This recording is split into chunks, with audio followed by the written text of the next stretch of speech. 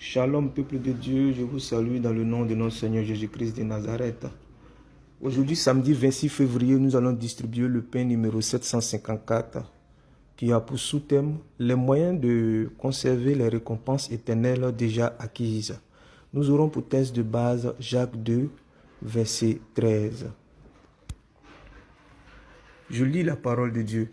Car le jugement est sans miséricorde pour celui qui n'a pas fait miséricorde. La miséricorde triomphe du jugement. Parole du Seigneur notre Dieu. Frères et sœurs, avant tout propos, j'aimerais confier ce moment à l'Éternel. Éternel mon Dieu, c'est toi qui as permis que durant ces une semaine, nous puissions parler de toi ici. Tu nous as toujours donné la force de le faire, Seigneur. En ce dernier jour, samedi, je veux que, Seigneur, plus que jamais, tu prennes encore le contrôle de moi afin que je puisse parler à mes frères et sœurs. Pour ta gloire, Seigneur, que toute la gloire te revienne parce que c'est toi le Maître. C'est toi qui as insufflé en nous le souffle de vie. C'est toi qui nous donne la force de faire tout ce que nous pouvons ici actuellement. Gloire à toi, gloire à ton saint nom, gloire à ton glorieux nom. Amen. Frères et sœurs, je veux aussi souligner que nous avons notre jeûne de fin du mois qui débutera le lundi 28 février, le mardi 1er mars et le mercredi 2 mars. Disposons-nous afin que nous puissions bien entamer ce jeûne. Que toutes les grâces qui sont enfouies dans ce jeûne se déversent sur nous. Parce que nous avons vraiment besoin de la grâce de l'Éternel en ces moments. Que Dieu nous guide, que Dieu nous garde. Amen. Comme premier moyen de conserver nos récompenses éternelles déjà acquises, nous allons citer « Continuer à bâtir selon l'enseignement précédent ». Frères et sœurs, dans l'enseignement précédent, je pense que nous avons abordé ce sujet-là. Nous avons abordé ce sujet, nous avons longuement parlé de ce sujet. Nous allons lire d'abord 2 Timothée 2, verset 12. Si nous persévérons, nous régnerons aussi avec lui. Si nous le régnons, lui aussi nous régnera. Frères et sœurs, comme je l'avais dit, hier nous avons abordé ce sujet. Nous avons dit qu'il faut suivre Jésus-Christ en toutes choses et jusque dans ses souffrances et dans sa mort pour parvenir là où il est, dans la vie du ciel et dans son règne glorieux auquel il veut associer ses rachetés, auquel il veut nous associer. Aucun d'autre chemin n'y conduit que celui qu'il a suivi lui-même, par l'humiliation à la gloire, par la mort à la vie. Telle doit être la devise du chrétien. Nous voulons marcher à la suite du Christ. Christ a eu un moment d'humiliation, mort cloué sous la croix comme un bandit. Après ça, il a eu la gloire. Christ est ressuscité d'entre les morts. Il est monté, il est assis à la droite du Père, là où il nous garde une demeure pour ceux qui suivront ses traces. Frères et sœurs, comme deuxième moyen, nous allons citer la miséricorde. La miséricorde. Lisons ici Jacques 2, verset 13. Car le jugement est sans miséricorde pour celui qui n'a pas fait miséricorde. La miséricorde triomphe du jugement. Parole du Seigneur notre Dieu, nous rendons gloire à toi. Ce verset nous révèle que notre Père céleste exige de nous que nous soyons des gens miséricordieux. Notre Père lui-même est un Dieu de miséricorde. Mais il est aussi un Dieu de justice. Le jugement menace le pécheur. Mais la charité qui anime le chrétien lui communique une assurance qu'il échappera à la condamnation. Notre Père aimerait bien que nous soyons miséricordieux les uns envers les autres. Par ce tact-là, de miséricorde, lui qui est notre Père nous pardonnera également. Tu n'as pas pardonné, tu ne seras pas pardonné, frère. Et c'est ainsi que nous pourrions conserver nos récompenses déjà acquises. C'est un moyen de pouvoir conserver nos récompenses déjà acquises. Parce que le Père va nous pardonner toutes nos erreurs. Nous pouvons citer encore comme moyen de conserver nos récompenses déjà acquises. Se conserver pur. Oui, la pureté est quelque chose de très important aux yeux de l'Éternel. Pour cela, nous allons lire Matthieu 5, verset 8. Heureux ceux qui ont le cœur pur, car ils verront Dieu. Lisons encore 2 Timothée 2, verset 21 à 23.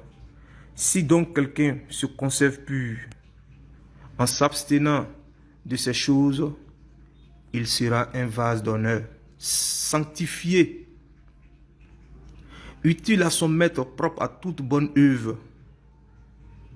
Fuis les passions de la jeunesse et recherchez la justice, la foi, la charité, la paix, avec ceux qui invoquent le Seigneur d'un cœur pur. Repousse les discussions folles et inutiles, sachant qu'elles font naître des querelles. Parole du Seigneur notre Dieu. Nous rendons gloire à Dieu. Frères et sœurs, si nous avons la possibilité, si nous étions au fait aujourd'hui de recommencer une vie à tout à fait différente, est-ce que l'accepterions-nous? Ou bien sommes-nous satisfaits de nos œuvres et de nos vies?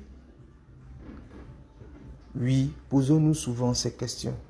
Si nous avons la chance de recommencer notre vie, accomplirons-nous le même travail ou ferons-nous quelque chose de différent? Ce sont des questions profondes. Avons-nous été productifs? Est-ce que notre vie mérite d'être imitée?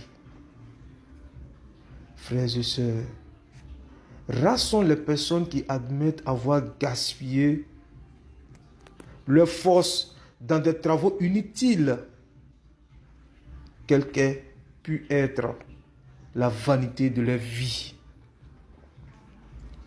Frères et sœurs, travaillons plutôt à la conservation de notre pureté avec de bonnes œuvres. Aujourd'hui, nous connaissons des gens qui sont prêts à miser tous leurs biens pour retrouver la santé. Donner tout ce qu'ils possèdent pour recommencer une nouvelle vie. Hélas, la vie éternelle ne s'achète pas. La jeunesse et la santé ne dépendent pas non plus de nos richesses. Les hommes consacrent toute leur force à l'acquisition des richesses terrestres, au lieu d'œuvrer pour les choses célestes,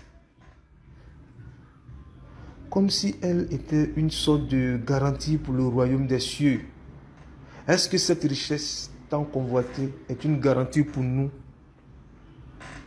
pour que nous puissions obtenir le royaume des cieux?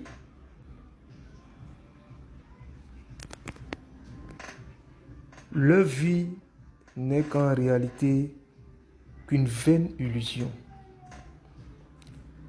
Le diable nous a embobinés. Le diable a voilé notre face. Quand il a proposé tout cela à l'Éternel, l'Éternel a refusé. Il sait pourquoi il a refusé cela, frères et sœurs. Ne nous laissons pas voiler par les choses de ce monde. Le psaume 39, verset 7 nous dit: l'homme se promène comme une ombre. Il s'agite vainement. Il amasse et il sait qui recueillera. Il sait qui recueillera tout ce qu'il est en train d'amasser. Frères et sœurs, qu'est-ce qui est le plus important pour nous? La Bible nous dit ici de rechercher d'abord le royaume des cieux Et c'est après que tout cela nous reviendra. Nous devons travailler à notre sanctification, à la pureté de notre esprit. Que servira-t-il à l'homme de gagner ce monde s'il doit perdre son âme? Chacun doit travailler pour la récompense éternelle, qui est la vie éternelle. Est-ce que le faisons-nous, frères et sœurs? Est-ce que nous travaillons pour obtenir la vie éternelle? Est-ce que nous sommes charitables? Est-ce que nous sommes les enfants de la paix? Est-ce que là où nous sommes, il y a la paix? Est-ce que nous avons la foi? Nous avons la foi. Lorsque tout est difficile, est-ce qu'il y a quelque chose qui peut ébranler notre foi? Est-ce que nous établissons la justice? Est-ce que nous sommes des enfants de la justice? Frères et sœurs, sachant que tous ceux qui travaillent avec zèle pour obtenir la récompense de la vie éternelle en acceptant le Seigneur Jésus-Christ comme leur modèle, Dieu opérera de grands miracles dans leur vie, car ils ont choisi la bonne part. Ils travaillent non pour la nourriture qui périt, mais pour la nourriture qui demeure, pour la vie éternelle.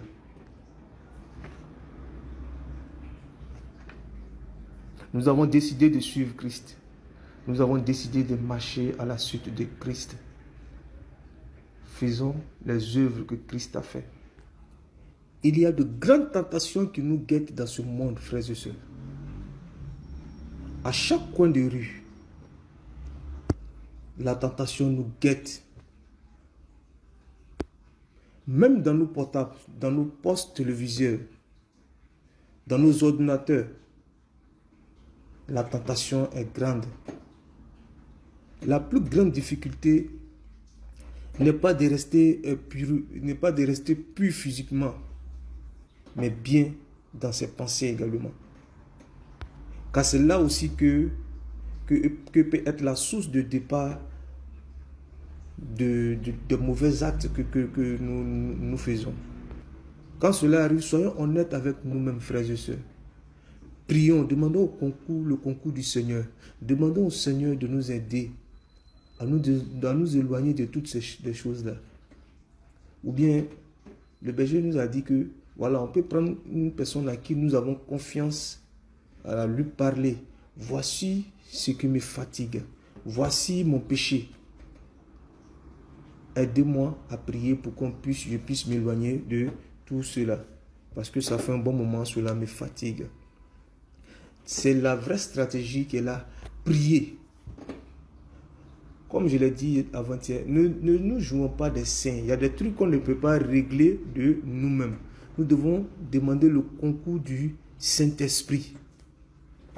Que Dieu nous vienne en aide dans certaines circonstances de notre vie. Parce que le diable est malin. Il peut passer par plusieurs moyens pour nous détourner du Seigneur. Vous voyez, comme je viens de le dire, par un simple regard dans un portable, on peut voir des images malsaines, il y a plein de choses. Donc, au simple regard, sans même le vouloir, la tentation est là, le danger est là. Faisons recours au Seigneur à chaque fois que ces situations-là se présenteront à nous. N'essayons pas de les régler de nos propres forces.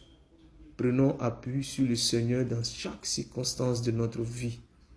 Et Seigneur, de vivre la sainteté, la pureté. Frères et sœurs, voici mon message que j'avais pour vous en ce jour. Nous allons prier pour le frère Baudelaire qui prendra la suite.